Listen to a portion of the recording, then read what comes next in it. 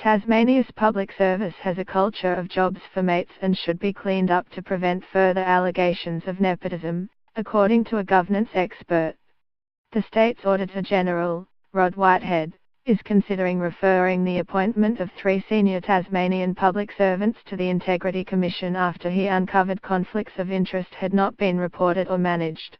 The scathing report investigated the appointment of senior staff in 2015-16 to 4 government departments, including the Department of Premier and Cabinet, DPAC.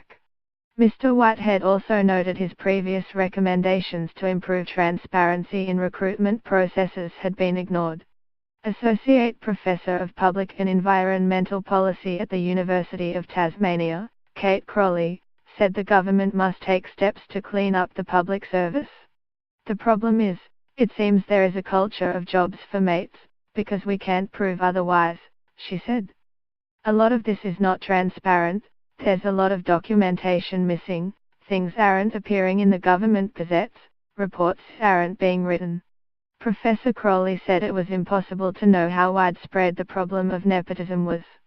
In a letter to the Auditor General, the Premier said he had asked the head of State Service to urgently process the report's recommendations.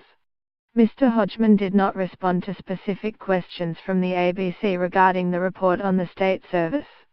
The Auditor General also released the findings of an investigation into the use of credit cards by Tasmanian local council managers and elected members during 2016.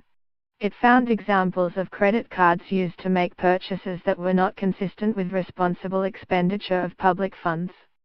Local Government Association of Tasmania Chief Executive Dr. Katri Stevenson said discussions to create a policy to guide credit card use were underway. Local Government Minister Peter Gutwein said the findings of the report were very concerning.